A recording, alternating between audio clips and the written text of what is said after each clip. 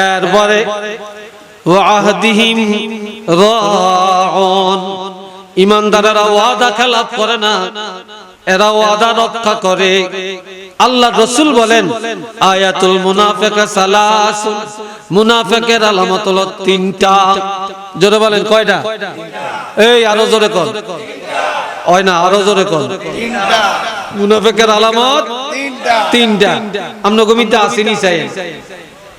এক নম্বরে ইজা হাদ্দাসা কাযাবা, যখন এই কোন কথা বলে মিথ্যা কথা বলে। কি কয়? মিথ্যা কথা বলে। লেনদেনে মিথ্যা, খাওয়া দাওয়ায় মিথ্যা, উঠা বসায় মিথ্যা, বিয়ে শাদীতে মিথ্যা। কয় আপনার মাইয়া কয় কোরআন জানিনি। কয় কি কোন? কোরআন জুনা জুনা করিয়া লাইছে। আবার হোলারে বিয়া করাইবো, কামদের হোলাকে কদ্দুর হচ্ছে। কয় হচ্ছে, তবে মেট্রিক পরীক্ষা দেয় না, অর্থাৎ 9 পর্যন্ত হচ্ছে। আসলে করণ তো বাও দিতে জানে না। কি রে, কথা ঠিক কি না? এরকম আসেনি না নাই? জোরে কোন, আছে কি নাই?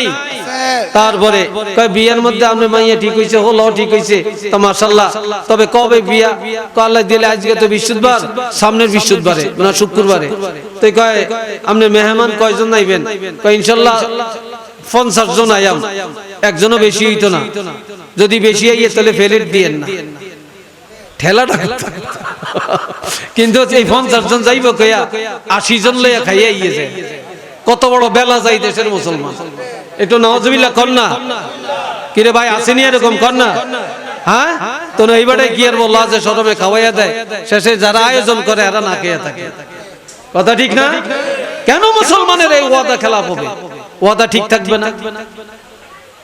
মুসলমানের এক নম্বর মুনাফিকের আলামত হলো মুনাফিক ইজা হাদ্দাসা কাযাবা, যখন এই কথা বলে মিথ্যা কথা বলে। 2 নম্বরে ওয়াইজা ওয়াদা আখলাফা, যখন এই কোন ওয়াদা করে খেলাফ করে। 3 নম্বরে ওয়াইজা আতুমিনা খানা, যখন এই কোন আমানত রাখা হয় সে আমানতটা খেয়ানত করে ফেলে। একটু চিল্লিয়া বলেন নাউযুবিল্লাহ। আমার নবী বলছেন ওয়াইন সামা ওয়াইন সাল্লা, যদিও সে নামাজ পড়ে, যদিও সে রোজা রাখে, এই 3টা আলামত যার মধ্যে পাওয়া যাবে এই লোকটা মুনাফিক। আর এই মুনাফিকের ঠিকানা হলো জাহান্নাম। একটু চিল্লিয়া বলেন না নাউযুবিল্লাহ। আর একটু জোরে কর।